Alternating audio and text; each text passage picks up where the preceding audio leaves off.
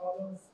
We have some issues with the computer. So, as I told you yesterday, we were going to start this morning by reviewing and seeing some of the techniques available in order to deposit thin films in general. That later on we will try to get the connection between these methods and our needs. And of course, I will not cover all the methodologies to deposit thin films. I think that I picked the most relevant ones. So let's start. So basically, what we are going to see this morning, this in the next year, hour and a half, is about the basic principles of these very well-established technologies: physical record opposition, chemical record opposition, double pair opposition, and molecular imaging capsule. But in particular, I feel that the second one and the last one are the most suitable for shooting materials, but in principle, all of them can be used for shooting materials.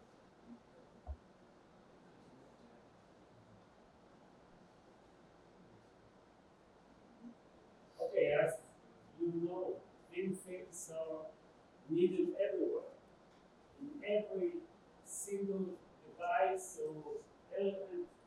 Thin films are needed.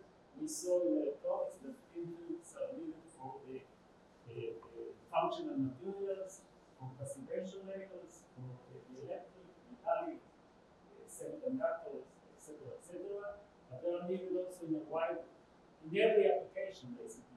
In optics, anti-reflection, for example, in mechanical needs, mechanical proteins, diffusion barriers, etc., etc., etc. So thin films are in everyday life and not only in electronics.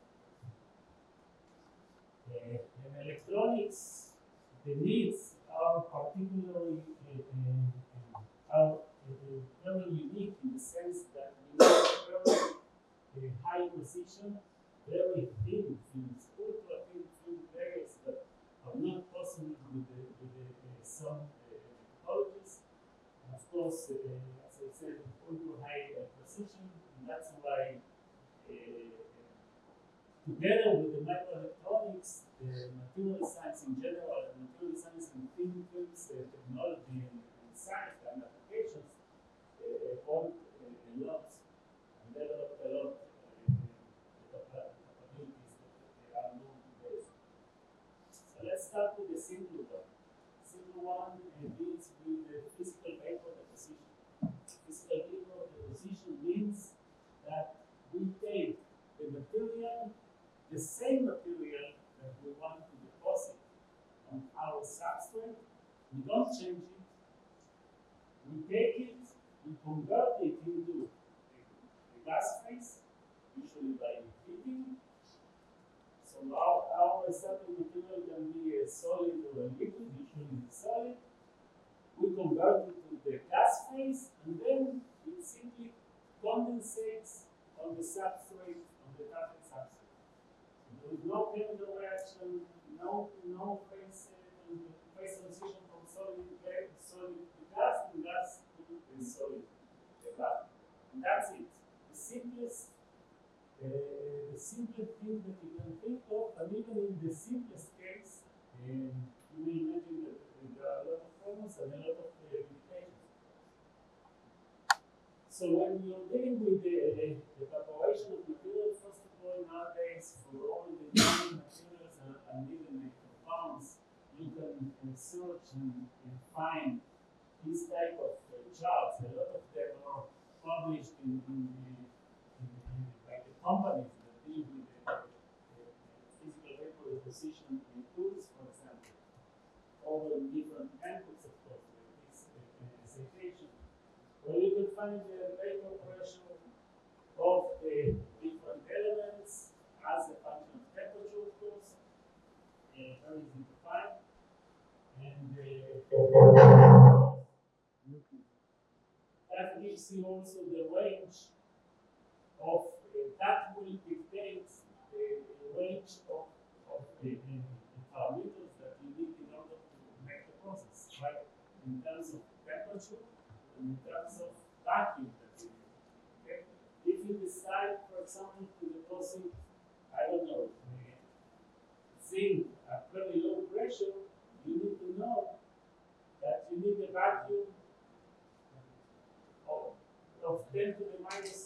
boiling or less.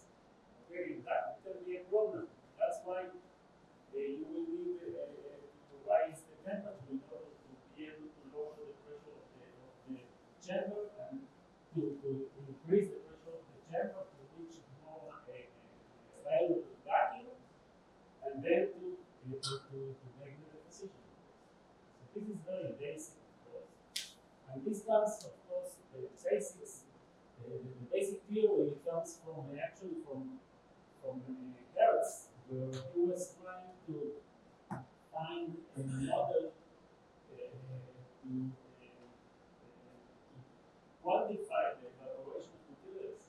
And what he did, he developed a very nice formula which is based on the impingement rate. Impingement rate is a very important term in the gas phase film deposition. It's basically how many molecules or atoms are hitting the surface perpendicularly on a specific area under a specific time per second.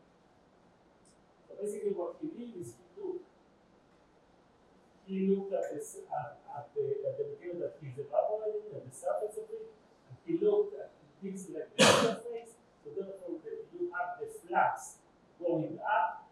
That is basically the vapor pressure of the component in these specific conditions, and then you have the pressure going down, and one and minus the other will give you the total rate of evaporation of the material. But that actually was wrong. And that was, so he found that by his formula he couldn't fit his calculation to the reality, to the measure of the evaporation. And the reason for that was that he didn't take into account the Stirling coefficient for the vapor molecules on the surface. Meaning,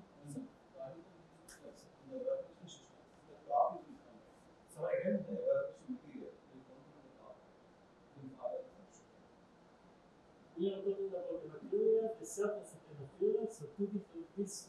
And it's evaporated into the chamber, which is the bright color.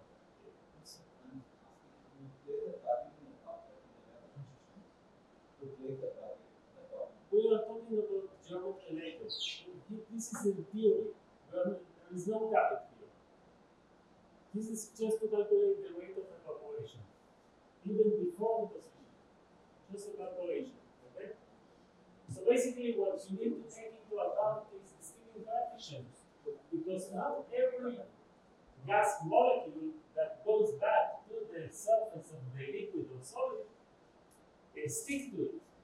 Actually 10 or 20% of them. And that means that a lot of them contribute to the pressure in the chamber, but they don't contribute to the flux back to the material. And that is the Stirling coefficient, and this is exactly the formula that we know today. The rate of evaporation, of course, depends on the difference between the vapor pressure of your material and, of course, the pressure in the chamber. If the pressure in the chamber is zero, meaning that you have absolute vacuum, so you will reach the maximum rate of evaporation. Or if your Stirling coefficient, of course, is 1, then you will get also the maximum rate of evaporation. So this is about very basics about the rate of evaporation of materials in general. And now the big problems are starting to arise when we want to deposit or evaporate compound materials. And here we start with a big problem because a lot of things can happen while you take a compound and you start heating it in an attempt to evaporate. It can dissociate, it can decompose, it can decompose, and then if all this happens, you will always have a situation in which one of the elements in the compound will evaporate faster than the other. The outcome of that situation is that you obtain a film or a material with a different stoichiometry, with a different ratio between the different elements that you were looking for. Okay? That's, of course, one of the problems in evaporation in general, in the position in general of compounds. It's always, of course, easier to deal with one element. And another thing that you need to take into account is the geometry of the system. So I will just give you a few words about that.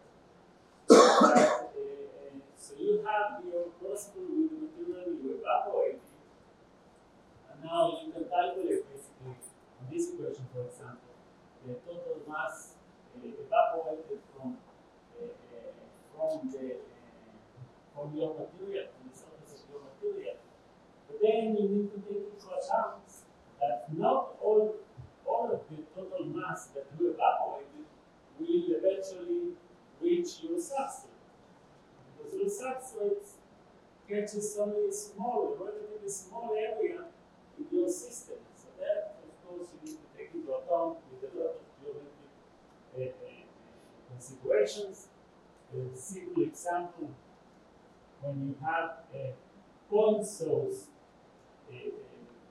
evaporation of a material, meaning that your material is evaporated only from one point, which is usually not the case in regular physical vapor deposition. And so here you can see a simple geometrical representation taking into account the area of the sample and the relative position of the sample with the source. And therefore, you can estimate the total mass that will reach your sample. And of course, I just mentioned point source evaporation. When you evaporate the material, basically you evaporate it just as is, not as a point source. You just heat it like evaporating water. In principle, for the position of materials, it's quite hard to control the flux of this evaporation rate, because the difference in vapor pressure may change during the evaporation, and therefore the rate of evaporation is difficult to regulate. And therefore, for many processes, for example, one extreme example is the molecular butyric acid. We need to use different sources, like, for example, the Knudsen fusion cell. So what is a Knudsen fusion cell? It is a device that ensures that your evaporation is from a single point source. And how it does that? So it works very simple. Basically, your material is in the chamber. All the chamber is at the same temperature, so you heat it up at the same temperature. Therefore, because the chamber is much bigger than the orifice of the top, where you get the evaporation of the material to the chamber, the vapor pressure, the pressure here is stable. Okay, so you reach equilibrium. And therefore, by reaching equilibrium, you ensure that the difference between the pressure in the system and the difference of the vapor pressure of your material, it remains constant and controllable. And therefore, it allows you to maximize your control over the deposition rate of your material, and also ensuring that you have a single point source to your substrate. And that has implications in direction and any other situation. Okay, so how do you do that? Basically, there are two main methodologies. I guess that at least some of you work in the demo do evaporation by itself, there are two main methodologies that are very common. One of them is thermal evaporation, the other one is electron beam evaporation. And as I said before, the only difference between them is the method that you use in order to heat your material. So in thermal evaporation, of course, you heat your material by taking a resistive, a conducting crucible, conducting boat. So you put your material on it, and you attach the boat with electrodes, and you pass current through it. So by purification resistive heating, you heat the boat, and the boat heats your material, and therefore you reach evaporation. Of course, all this is done in a vacuum. There you have your substrate, upwards, and this is very common technology. So usually the heating is the heating of the crucible and then of the boat, and then in some cases you can heat directly the material.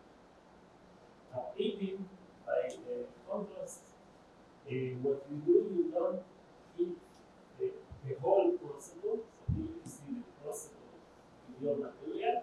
So what you do is you heat the surface of your material in the crucible by an electron beam. You have an electron beam that you can manipulate with magnetic fields, and you direct it to your substrate, and then you heat it and evaporate. So this is not, so this electron beam hits a relatively small area of the surface of your material, and you don't melt like in thermal evaporation. You basically need to heat all the material. Here you don't need that. You heat only a small area. Usually, of course, depending on the reaction, all the material will be heated as well. But the point is that you can evaporate only from the area that you heat, not for the whole surface. So, and in fact, today you can search for tables like that. In every company that deals with materials for evaporation or systems for evaporation will have a similar database where you can search for your material and then look what is the best method for evaporation. It will compare between thermal evaporation, liquid evaporation, and others. It will tell you which crucible you need to use. You need to pick the crucible or the boat in the sense that to ensure that you have no reaction with the material that you are evaporating, right? And therefore, you see, in performance, aluminum oxide is excellent. But if you try to evaporate with thermal evaporation, not work. And the same antimony in electron beam evaporation is very good. Okay, it gives you a comparison. It gives you some guidelines to start with. Very easy. I didn't talk about. So why aluminum oxide is not good in thermal evaporation? Do you think? Aluminum is very fast. Is there what? It's very fast. Like if you use thermal evaporation, in general, they use aluminum to evaporate. Aluminum oxide or aluminum. Aluminum oxide is an insulator. It insulates also good. It's a heat insulator as well, not only electrical insulator. And therefore, to heat the material, also the melting temperature of the aluminum oxide is very high. And usually you evaporate it from the solid anyway. And you need to reach very high temperatures that are very hard to reach by thermal evaporation. So that's one of the main limitations of thermal evaporation. It is good. It works very well for materials that have relatively low melting points or high vapor pressures. Nickel, copper, and gold silver, all these metals that melt up to 1500 degrees work very well in thermal evaporation. If you need to melt and evaporate materials like tungsten, molybdenum, that have melting temperatures above 2000, you will need heating evaporator. Okay? That's the basic. Now, chemical vapor deposition. Chemical vapor deposition is very different in the sense that you start from the gas phase. Okay, you start from the gas phase or from a precursor that has very high vapor pressure, relatively high vapor pressure. Therefore, it's easy to have it in the gas phase. And that means that in chemical vapor deposition, one of the key parameters in order to success is the choice of your precursor in terms of vapor pressure, in terms of reactivity, and so on and so forth. Okay, so you start from the gas phase, you just need to transport it to the gas manifold, and then lead it to the reaction area, that usually is the area that is heated, and it has, of course, the tablet substrate for the reaction to heat. And this type of methodologies there are many configurations. You can see it's partial list here: atmospheric pressure CVD, low pressure CVD, metal organic CVD, metal halide CVD.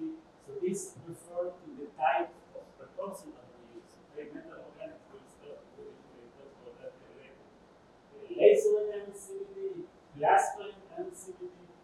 Of course, there are many configurations, but in all of them you have a gas precursor or precursor that is easily converted into gas, and the precursor, and you're not depositing the precursor, you're depositing the material that after the reaction of the precursor or precursors is obtained. So you have one or more precursors that react between them or with the substrate. There are many configurations, and then you end up with the final crystal or thin film. So therefore, in this type of methods, sometimes called like thermal processing, thermal deposition method, because the temperature, as you will see soon, is very important. There are many different steps that you need to overcome in order to reach deposition, in order to reach the final reaction and formation of the thin film. So you have the data. So this is a schematics, of course. You have the vapor molecule that hits the surface. Some of it will be reflected, some of it will be staying. So you have already here only a part of them that will be participating in the process. And then during the process you have all type of processes. Some of them we will be talking very soon, diffusion, reaction, partial decomposition. It depends also very much on the precursor. That's why you need to be very careful. And you may have also absorption, right? So you have physical absorption at the beginning.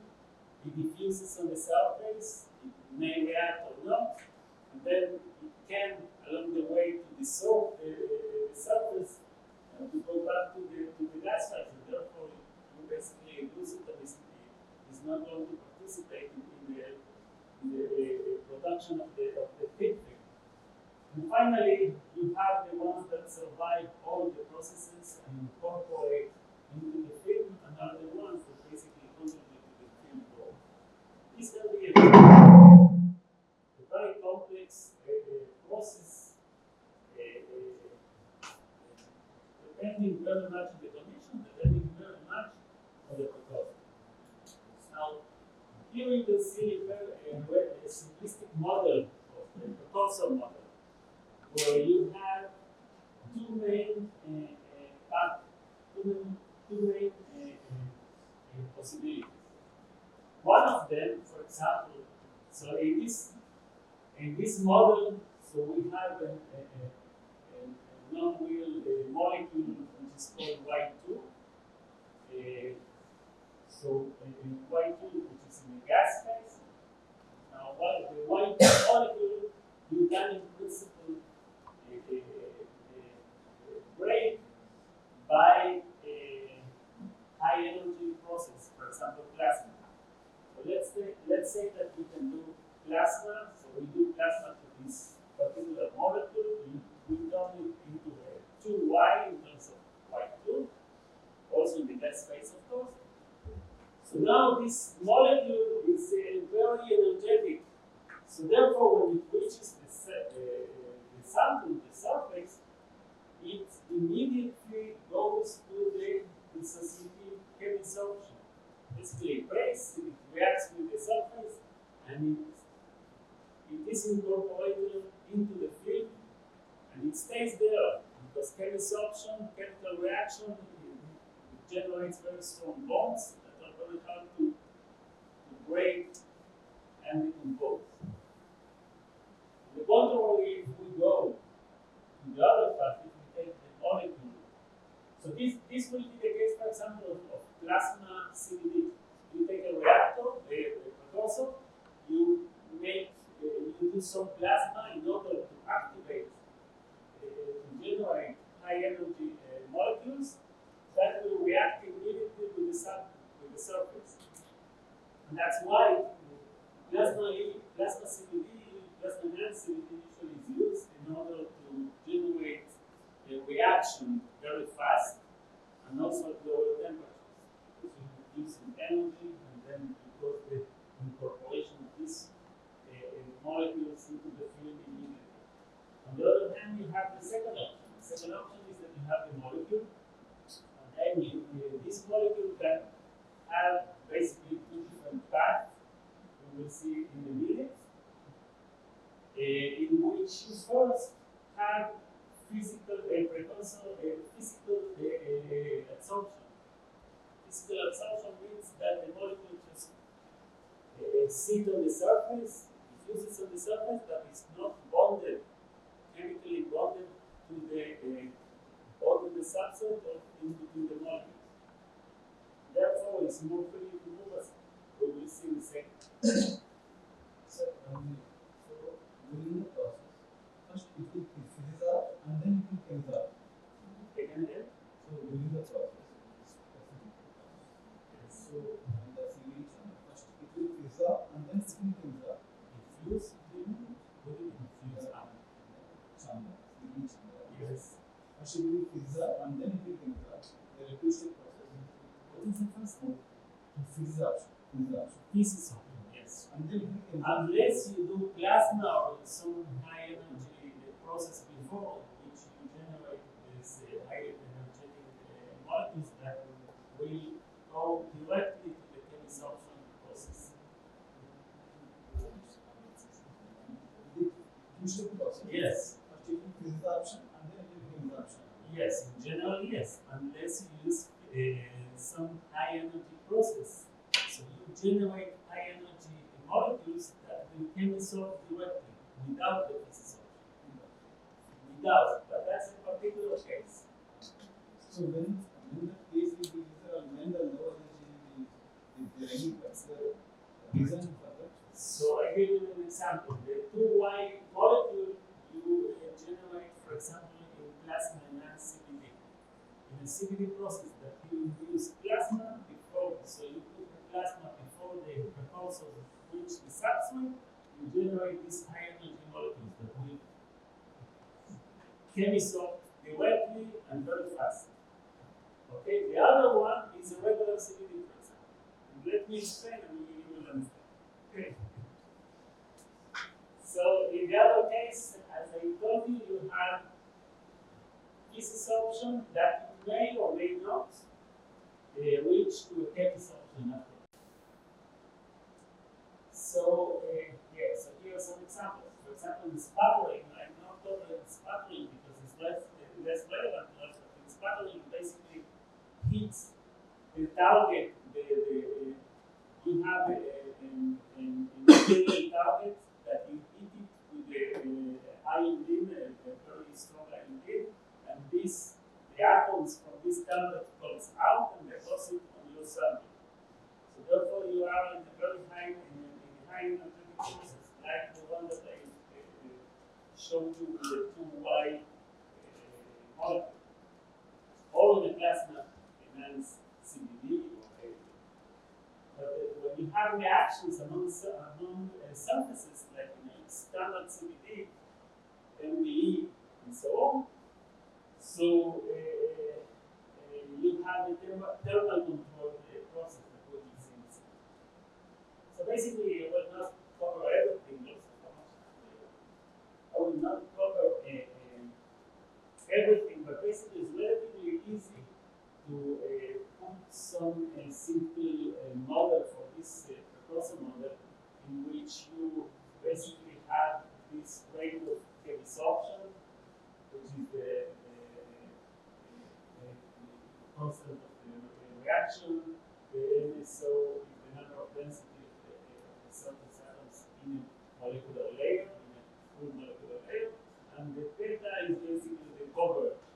So basically you can find some terms for the desorption, from the desorption, and then calculate from, or estimate from that the basically to reach a term for the desorption per weight they have here.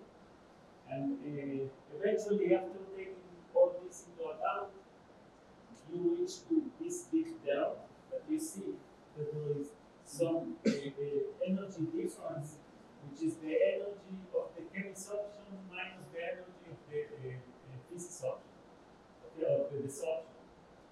Okay, so based on that, you can see that if this term is bigger than 0, then what it means is that there is an activation energy from the chemisorption, which means that the rate of chemisorption will rise as we increase the temperature. Because if we increase the temperature, we need an activation energy. We have higher probability to obtain that at higher temperatures. And this you can see, for example, here in this path.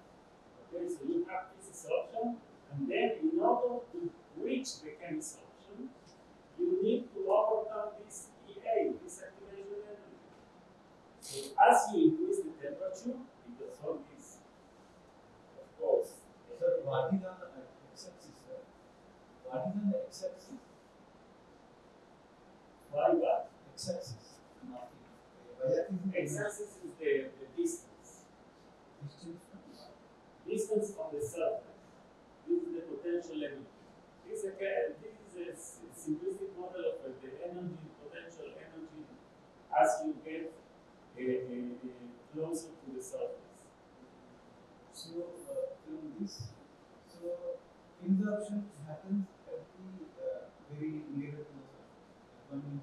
Yeah, when you have absorption, you will reach closer as possible to the surface. If you get closer than that, basically it won't be stable. That means that the surface will pick you up. This is the most stable position that you reach. So that's why there is a big minimum energy. I mean, you are saying the evaporation the molecules, the diffusion molecules. This is not the evaporation. No, CV. The precursor, the distribution of precursor from the surface. No. We can see in the break.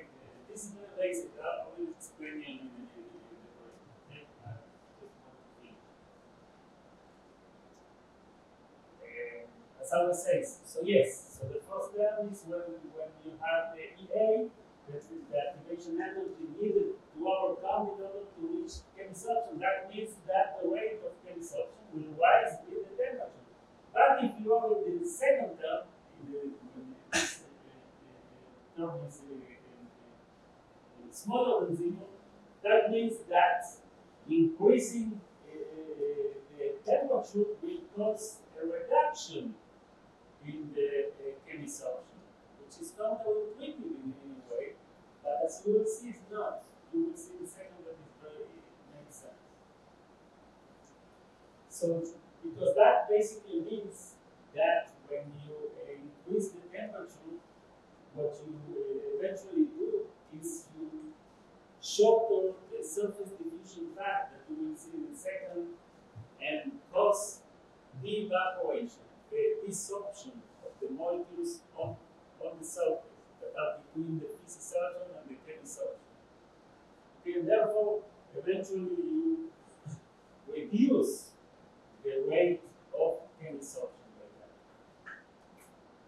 So, as you know, if you have a crystal surface, it doesn't matter which crystal, you can take it, you can look at it in a crystal, not amorphous.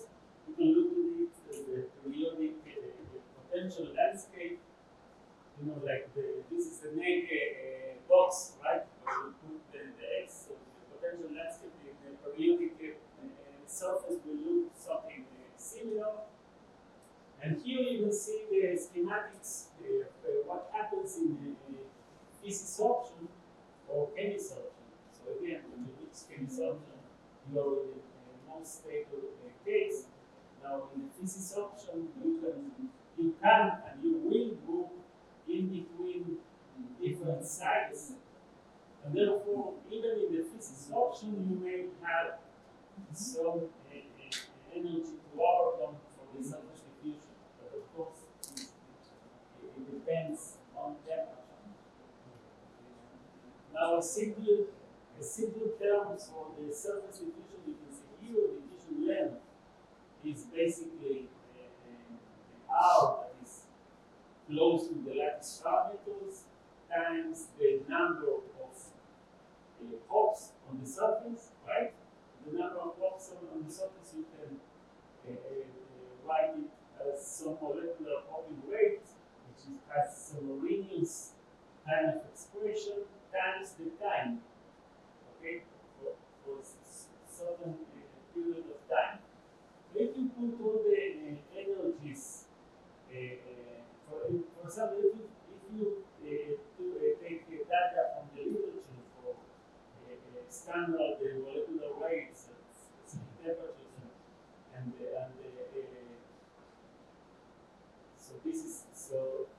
and the energy of physisorption and the energy of this is supposed to be EC, and the EC, okay, the energy of physisorption and the energy of chemisorption, then let's say at 1000 K for 1 second, and the lattice parameter of 0.3 nanometer means that the surface diffusion when you are in a physisorption stage will be of about 300 microns, which is a lot.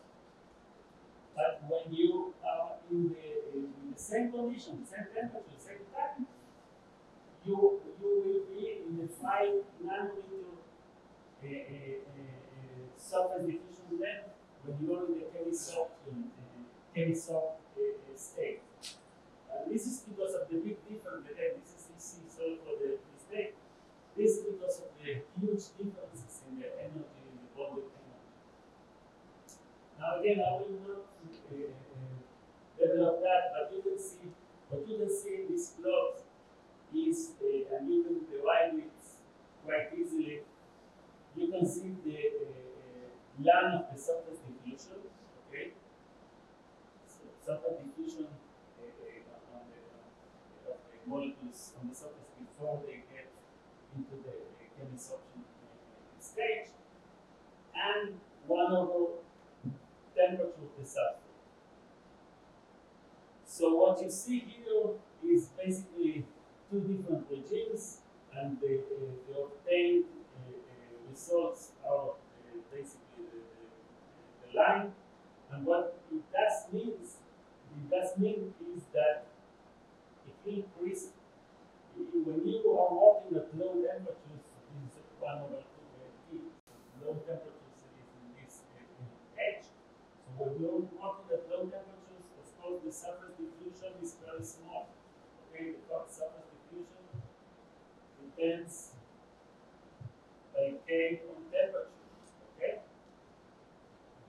So you increase the temperature and you increase by that the surface diffusion. That makes sense. Also, you give more energy to the molecules to diffuse on the surface. But then you reach a certain point in which, despite the fact that you have a larger diffusion length, the total diffusion length will get reduced because you will have a desorption. Once you increase too much the temperature, you will start having desorption from the physical molecules on the surface. Therefore, eventually, the factors making the surface diffusion length shorter and basically lower than the surface diffusion length. So why we are talking about surface diffusion length and all these topics? Because when we are growing crystalline thin films, when we want a really highly crystalline thin films, we want the molecules, the process, to be able to diffuse as long as it needed in order to reach the best site to be incorporated in the crystal, which is the most stable site to be incorporated into the system. If you don't do that, you get defects, you get grain boundaries, you get point defects, you get many other defects. So that's why all of thumb is that if you want a high crystallinity, if you want a thin film with high crystallinity, and this is true for CVD, for MBE, for ALD is a problem, we'll talk about that, and thermal evaporation as well. If you want high crystallinity on your thin film, all of thumb is that you need to increase the temperature up to certain regime. Increasing too much is also detrimental. So, the temperature range versus different deposition techniques. So CVD is high temperature, you want to say? CVD usually is done at high temperatures because you need the precursor to be in the gas phase and you need the reaction. Usually for the reaction, you need high temperatures. For the high temperatures, it's relative. Right? Sometimes some people call 500 degrees low temperature. Right? It's relative.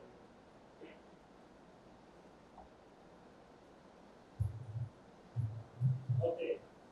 So surface diffusion is of course important. Now, two words about the precursors, right? As you may notice if you look at the table of elements, and a lot of materials have very low vapor pressure. And therefore, in principle, you cannot use them as precursors in CVD. In special metals and semiconductors have very low vapor pressure, right? So you need to use a molecule. You need to use a molecule that contains these elements. But the molecule itself is CVD, low pressure CVD, low pressure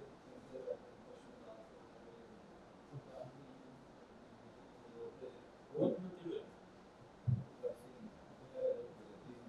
Yeah, these materials are specifically, there are some of them, they are specifically designed precursors for CVD, MOCVD, and ALD. Yes.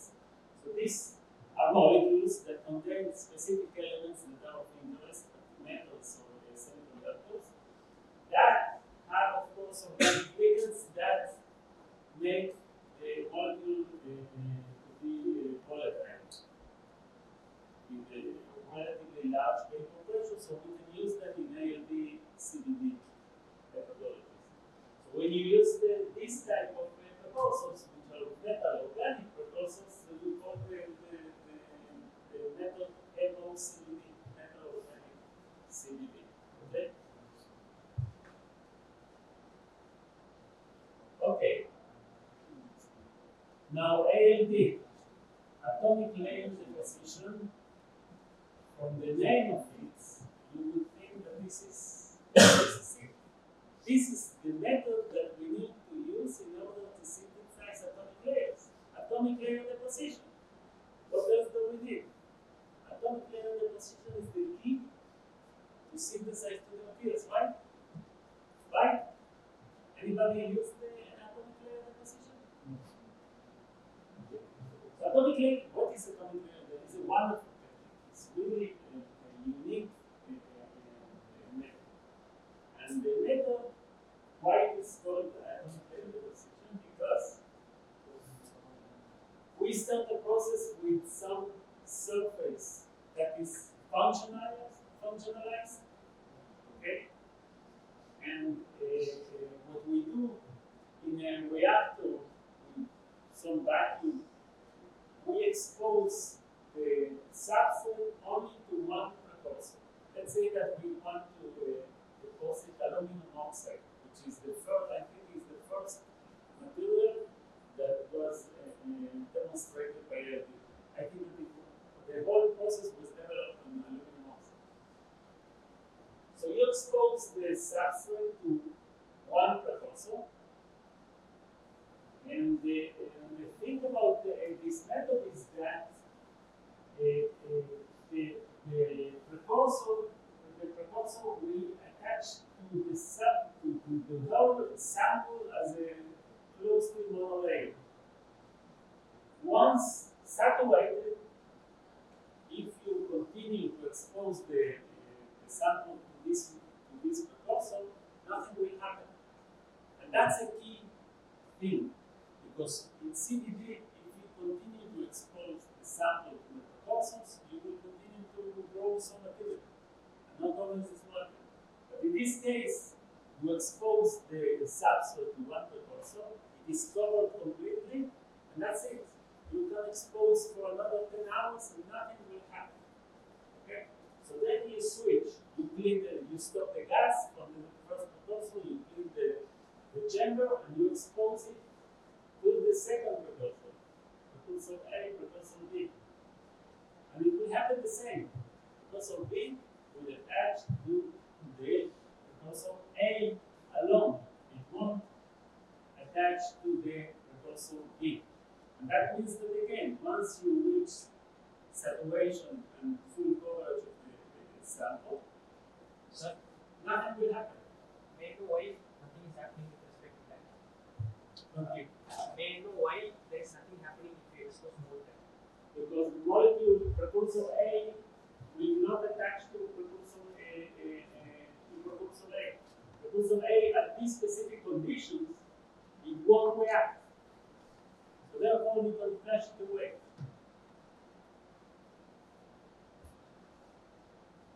We will talk what are the limitations of this method.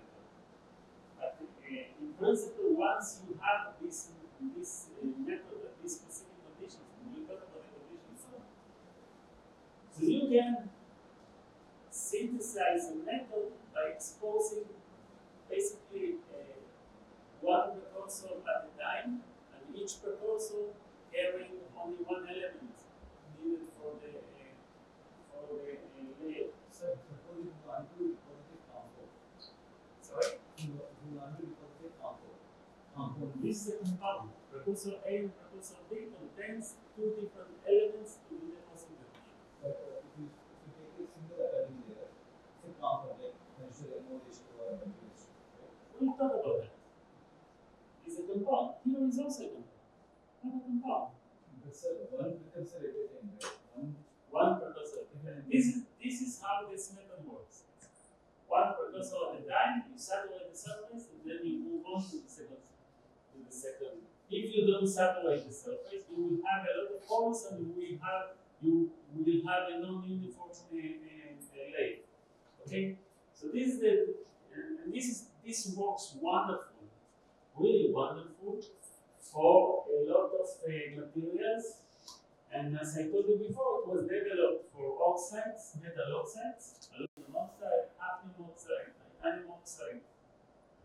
And because it's a layer by layer, one of the big advantages of that is that it has very high aspect ratio. Why? Because remember the schematics that I showed before. If you expose this surface to precursor A, and you wait till all the surface is covered by precursor A. And remember that to the surface that is already covered by precursor A, nothing will happen. And this is a key point, which is very different from all the rest of the deposition methodology. And remember the electronic devices structure that I showed you before, this all-around gates and these 3D stacked transistors. All these devices have very high aspect ratios that needs to be, for example, the device needs to be coated uniformly with an oxide. So that's the reason, that's the main reason this method is so wonderful for this application. Okay? So it's very conformal, ultra thin. Actually, it's very hard to deposit thick things, it just takes a lot of time. You can do multi-layer. You can switch between the precursors during the growth, and therefore have 2, 3, 4 layers with different elements. And it is a low temperature deposition.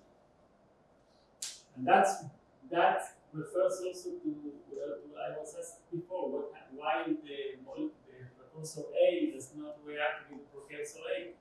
Because we are working in a low temperature regime. This is one of the limitations. This is one of the advantages to work at low temperature, as needed in many applications. But this is a limitation as well, as you will see soon. Now, here you can see examples. Again, this formula that I showed you before. We want to increase the electric constant of oxide, but if you have the electric constant like the silicon, you cannot reduce so much the thickness because the electric constant is lower, and therefore you need a high K and so on. And for these kind of applications, I think this is the best method, and it's indeed already well established in microelectronics, nanoelectronics, to make these all-around gates and even the planar gates. Okay, this is the best method to make the electric. Now, what is the electric material in a transistor? What type of material is? Amorphous, polycrystalline, single crystal? What? Polycrystalline.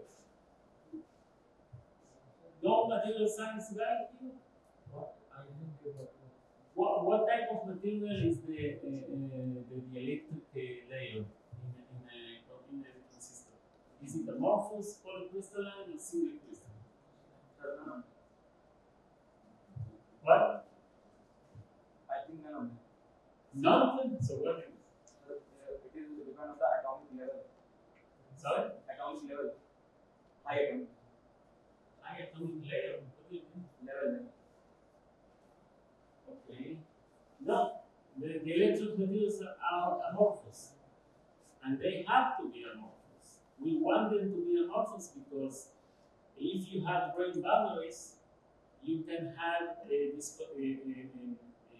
different regions with different conduction difference. Okay, through the oxide. We don't want conduction through the oxide. That's why the electric materials in transistors are amorphous. And that's why they are done by, that's another reason why they are done by ALD, because ALD is a wonderful system for amorphous input. See, mass capacity. Mass capacity. Metal, oxide and semiconductor. Mass capacity. In mass what? Mass capacity. MOS structure. metal oxide semiconductor, mass transistor. Yes. So the oxide would place in between semiconductor and metal, right? So that is quantum. No, always amorphous. The electric gate is always amorphous. Has to be amorphous. And so ALD is wonderful. Okay, let's now one. You know, if you go to the shop and you buy an ALD system, doesn't mean, and then you put some precursors, it doesn't mean this. It doesn't necessarily mean that if you do a process, you will be getting ALD growth. ALD growth refers to the very specific growth mechanism of layer by layer. Okay, and this is achieved at specific conditions.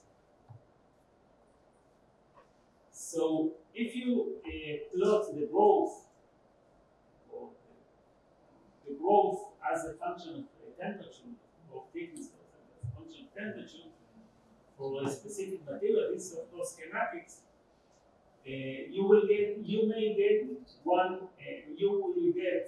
you should get some ALD, and you do the ALD deposition method, you will get in some temperature range the ALD growth, which is the flat one here, and you will see in a second.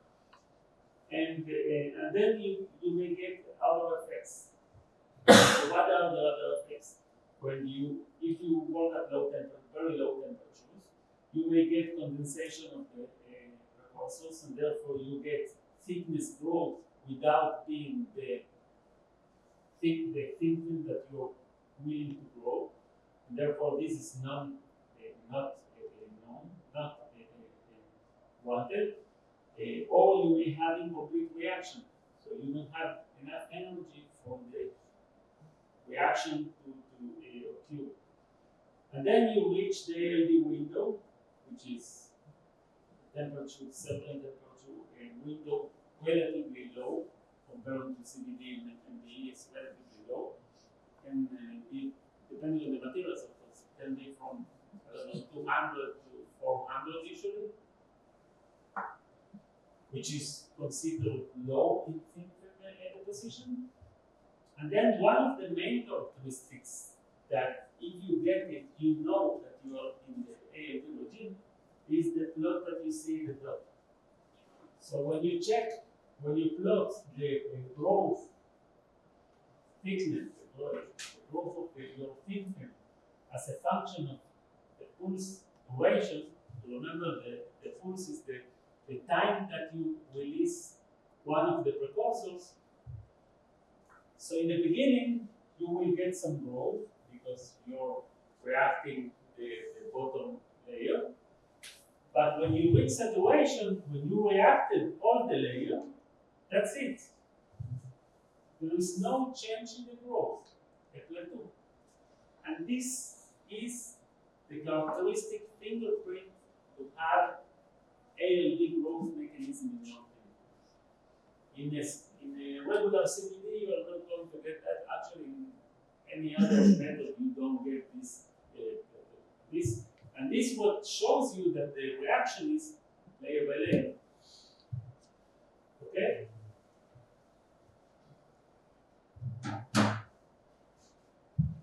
And now, again, if we want to compare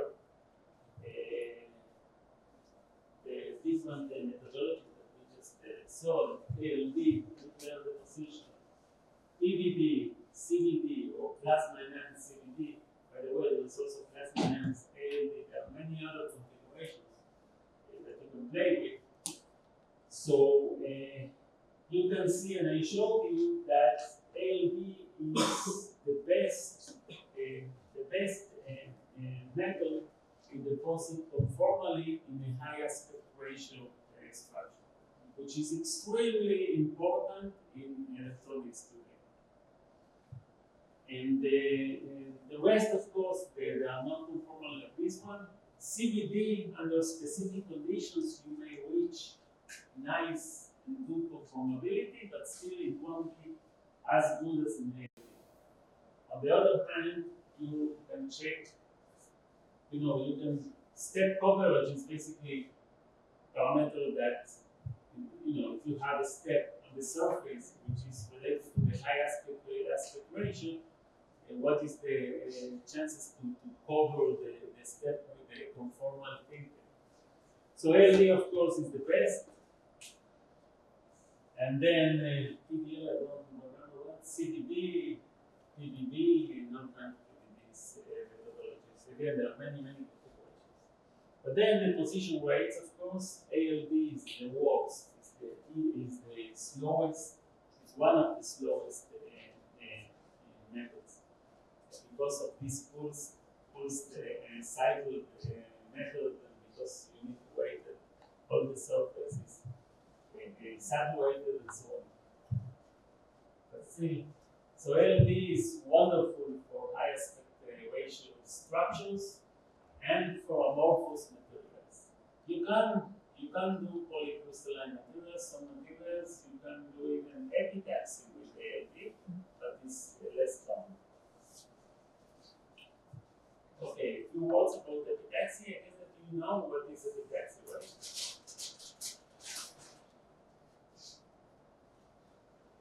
Epitaxy means to a process in which the orientation, the crystal orientation, the raw material is dictated by the substrate. This is extremely important in electronics, optoelectronics today.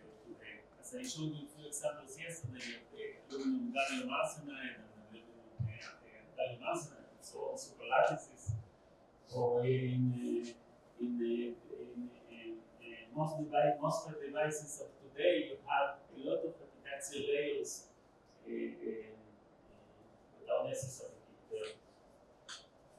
So the problem, of course, if you have over-epitaxy, meaning that you're growing material A on substrate of the same material, that means that as long as the surface is clean, you should get epitaxial growth, and everything will be okay, right?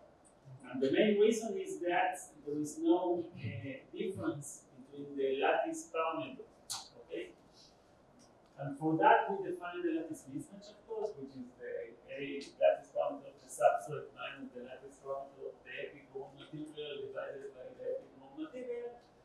And this will give you a hint of what are the chances that you have in order to grow one type of material epitaxially on another substrate. Bigger the lattice mismatch, lower are the probabilities of success. Now, even if you have big lattice mismatch, it doesn't necessarily mean that you're not going to get epitaxy, because sometimes the crystals arrange themselves in different configurations to try to reduce as much as possible the lattice mismatch, but that, I will not cover that, and that induces a lot of difference. So therefore, the examples that I gave you yesterday of materials that silicon, germanium, and so on, that have very similar lattice patterns, and therefore very small lattice mismatches. So, molecular beam epitaxy. So remember that I showed you yesterday a few wonderful images of the 3D semiconductor superlattices, and I showed you also epitaxial growth of 2D materials by molecular beam epitaxy. So what it is? For molecular beam epitaxy, you need a reactor that you can pump it down to high vacuum. You need very, very clean environment. And then you will use, generally, you will use very clean precursors, elemental precursors. Here in most of the cases, you don't use molecules or like in CVD, you use the elements.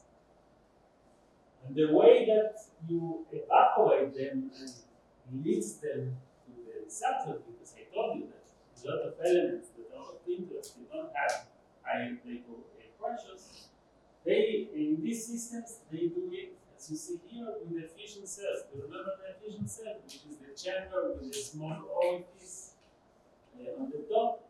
And therefore, you can basically evaporate with that almost every element. And by using elements and not different molecules, you avoid the contamination issues that may arise from carbon and many other elements that are present in the organic molecules that I showed you before. Basically, these systems, because they work in UHD and it takes a lot of time to pump down and then to take them out, usually they have in situ capabilities, meaning that they can measure some input from the thin films during the growth. So they can know if the growth goes well. So they don't need to take it out in order to know that there is something with specific parameters there. And so therefore you have a lot of, you can put a lot of efficient cells with a lot of elements.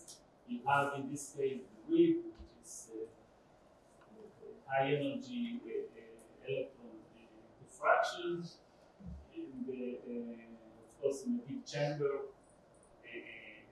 be able to have a UHD, and a lot of times these big systems, because they need to be ultra clean, and the materials that are synthesized there sometimes are very sensitive and needs to be kept clean. They are connected in UHD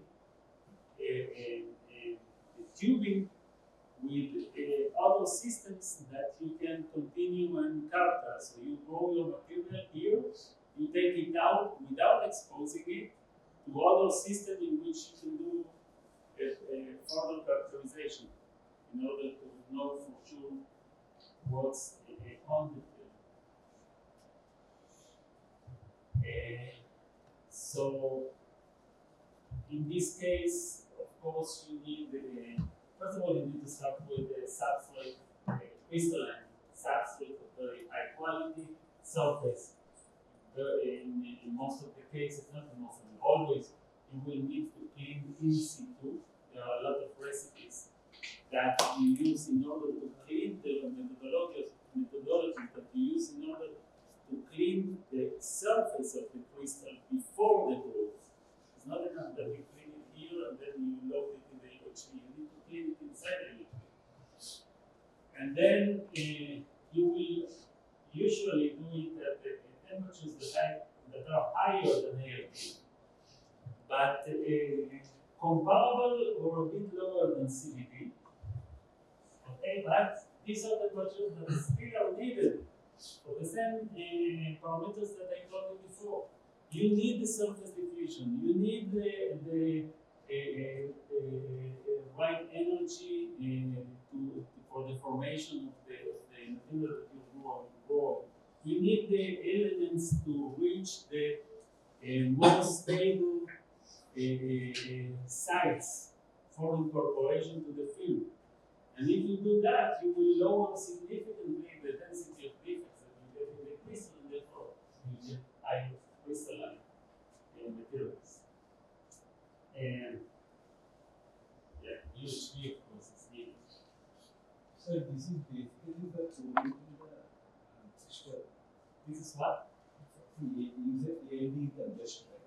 In the previous class, you mentioned ALD is the best deposition. Right? No. I didn't say the best deposition. ALD is the best deposition to cover high aspect ratio. Yeah, ALD is the diamond to do that. It's not the best deposition. It depends what you need. There is nothing like the best deposition. It depends what you need. So the use of MBE, particularly for the orientation of the layers. MBE is for highly crystalline thin films of crystals.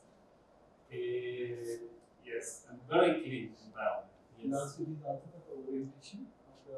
Of course, in MBE you control the orientation of the films by dictating the growth, dictating the orientation from the substrate that you use. So you choose the substrate. You can choose different substrates. So we cannot like define the orientation in the ALD. Like we cannot. ALD, you don't have any orientation. Most of the cases, ALD is amorphous. You can have some polycrystallinity, and in specific material systems and cases, you have epitaxial in ALD, but these are very specific cases. So if you want to make the Morris fringes among the layers of the 2D. Oh, we will talk about the synthesis of 2D material. This is general thin film deposition.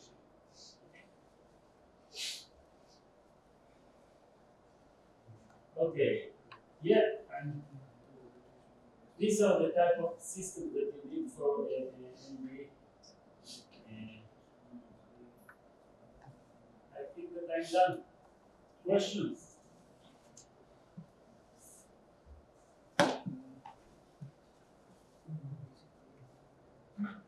So as you see, different methodologies leads to very different results. And you as an engineer, material scientist, or electronic, whatever you're doing, you needed to choose the methodology that suits your research or applications. ALD, as I told you before, is the best for high aspect ratio, but it doesn't mean that it's the best deposition method, right? And as you will see later, ALD actually is not so good for 2D materials, although the name atomic layer deposition suits at least the idea of synthesis of 2D materials. But no. So In the book, you show the consumption disruption. So you said consumption falls at the near to the substrate, right?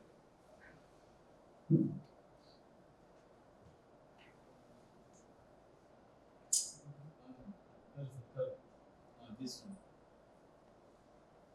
So the consumption falls at the near to the surface of the substrate. So is the distance between the this is, standard absorption plots. If you have a substrate and you bring an atom or molecule close to the substrate, it will start feeling attraction, right? It will start feeling attraction till some point. If you keep pushing it after this distance, equilibrium distance, it will kick out. Okay? That's the same plots. These are the same principles. The same principle. In this case, it is related to the precursor model, but it's the same. So, if I just need to do some PMT materials with like different turbulence We will talk about that in the next lecture.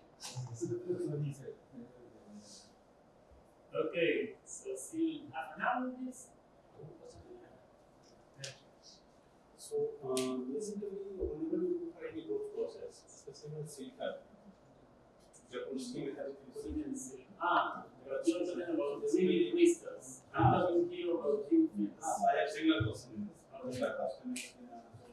Basically, what we wanted silicon certain element and then we the same. Here in the growth also they start decreasing, right? Some decrease factor. Right. I didn't even talk about that. So you're talking some. No, I don't think so because I don't have time for that. Yeah. So let's say that basically you have a specific CVT or QO, the catalytic reduce to start and then the processing. Why is seed because will the seeding method work or not? Independent variation. Actually, I will give an example of the next talk and also something about that work that we did and also a few others. So if you're, let's say in the CVD, you're exposing your substrates to your precursors. I didn't even talk about nucleation. Now, in order to nucleate and to achieve a stable nucleus, you need to overcome some energy potential, right? the beginning, in the beginning is not energetically favorable. So therefore, you need it is related to, of course, temperature. It is related to the amount of process, the surface, a lot of things. But assuming that you're working on a flat and clean substrate in a condition that you don't get any nucleation. Okay, so you don't get any growth.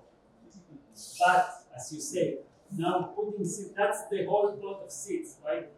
When you put seeds, you want, if you have a sample and you put the seed here, you want the material to nucleate from this point and only from this point.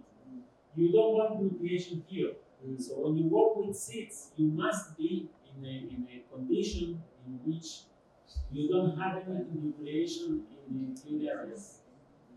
And only another thing is that in order to ensure the larger crystal from the seed, you need to ensure that there is enough surface diffusion length.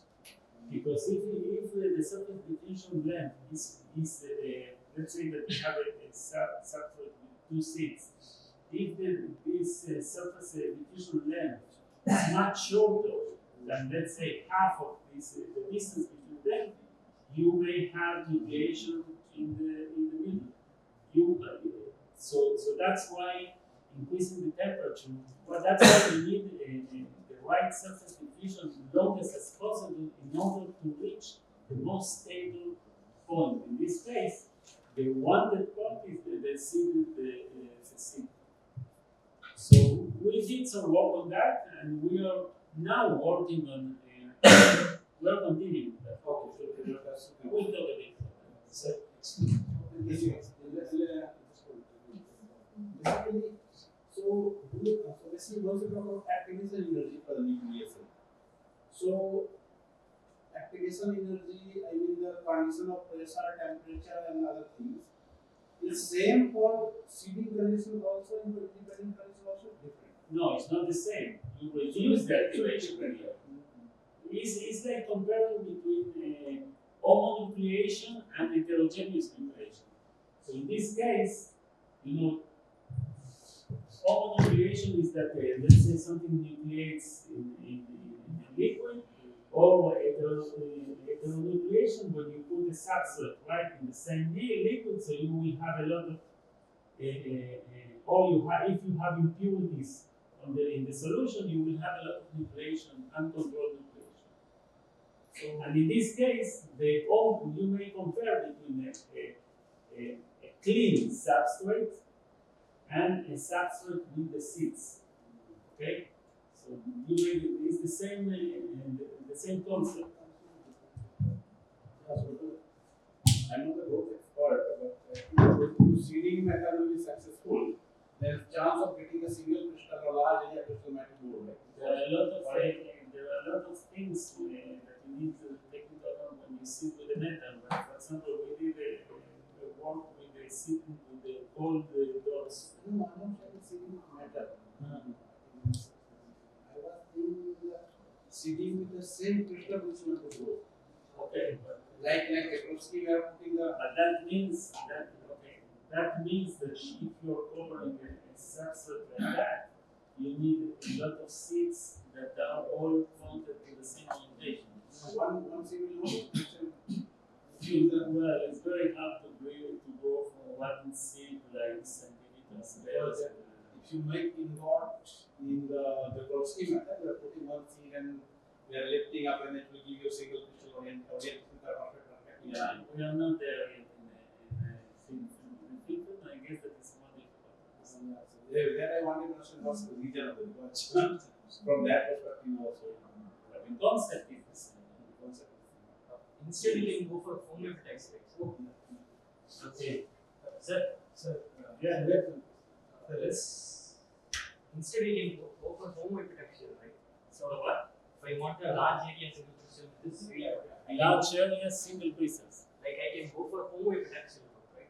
Yeah, but homoepitaxia means that you're going in the same material as your substrate. So there are some applications in which you need to do so. But usually you will need also other materials, right? Yeah, but homoepitaxia is the easier one, of course.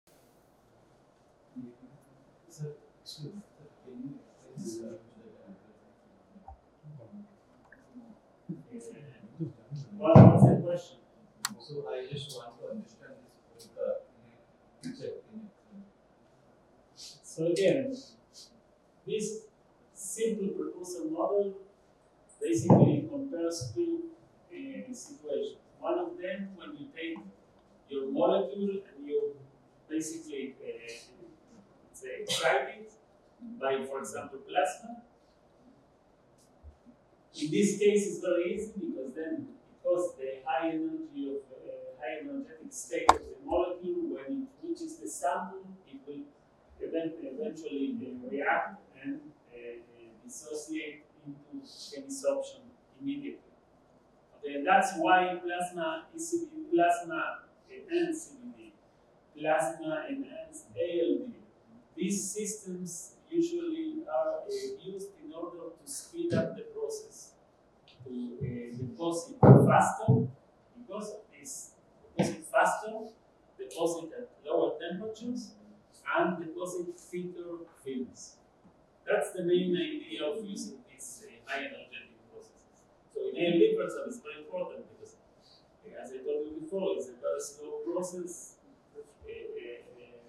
which leads to thin films, and sometimes you may need a thick then if you go to the other part, in which you have your protosyl molecule, that the protosyl molecule first will reach the surface and physisorption. Okay? And in the physisorption, it may be in different stages, okay, different cases, depending on the conditions, as I showed you before. And then from that, it will move to the chemisorption or not. It may dissolve. For example, in this case, it is favorable to go on to the chemisorption instead of desorption. In this case, it depends. If you provide enough energy in order to overcome this activation energy, you may end up in the chemisorption. Otherwise, it will dissolve in A. So the ultimate material which is depositing on the substrate is to do the chemisorption. It is not desorption. The final result is chemisorption. In the thin film is chemisorption. Yes. So if you use high temperature, CBD is also Again, CBD will use relatively high temperatures. But if you use too high, you will shorten the surface diffusion because you will enhance the desorption at this stage before reaching the chemisorption. So that's why there is increasing the temperature is good and necessary in order to reach crystalline thin films. But too much, like everything, too much, it will be detrimental. So what is the temperature limit, sir? That depends on a lot of things. That depends on the material system. That depends on your substrate. That depends on the chamber geometry. That depends on the gas flow. That depends on a lot of parameters.